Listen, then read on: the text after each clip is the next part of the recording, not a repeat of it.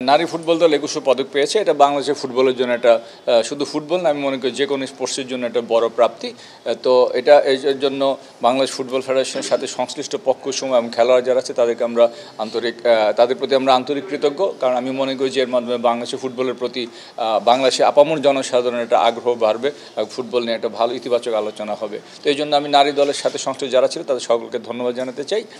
আমি পাশাপাশি এটা উল্লেখ করতে চাই, আপনারা হয়তো সেটা আমরা 7 জন যারা ছিলাম এবং স্পেশালি এখানে সরকারি কিছু কর্মচারী আছেন, কর্মকর্তা আছেন, তাদের প্রতি আমরা কৃতজ্ঞ। তারা তাদের নির্ধারিত কার্যসীমার বাইরে এসেও আমাদেরকে সময় দিয়েছেন বলে আমি তাদের প্রতি কৃতজ্ঞ।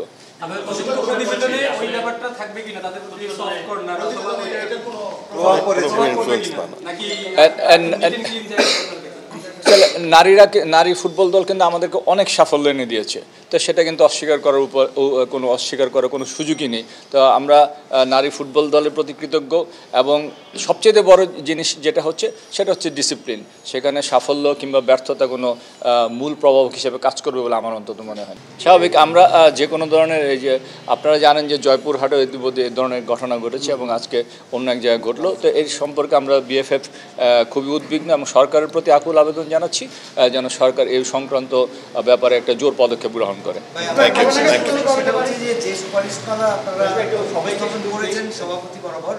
সেই সুপারিশমালাগুলো কিভাবে অ্যাপ্রুভড হবে, এটা কি নির্বাহী কমিটির বৈঠকে উঠবে নাকি উনি সভাপতি তার নিজের ক্ষমতা বলে এটাকে অ্যাপ্রুভ করবে? আমার মনে যেহেতু আমরা সভাপতি বরাবর যেই সুপারিশ বা সিদ্ধান্ত দিয়েছি, তা সভাপতি মহোদয় যদি মনে করেন যে এটা নির্বাহী কমিটির মাধ্যমে করবেন কিংবা উনি হয়তো প্লেয়ারদের সাথে আবার অধিকত কথা বলে কোনো একটা সিদ্ধান্তে আসবেন, সেটা যে কোনোভাবে হতে পারে।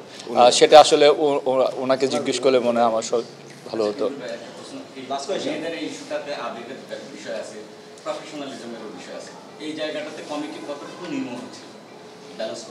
এখানে কমিটিতে যারা ছিলেন আমার মনে হয় যে সবাই কিন্তু স্বক্ষেত্রে যোগ্যতার পরিচয় রেখে তাদের নিজস্ব অবস্থানে এসেছেন।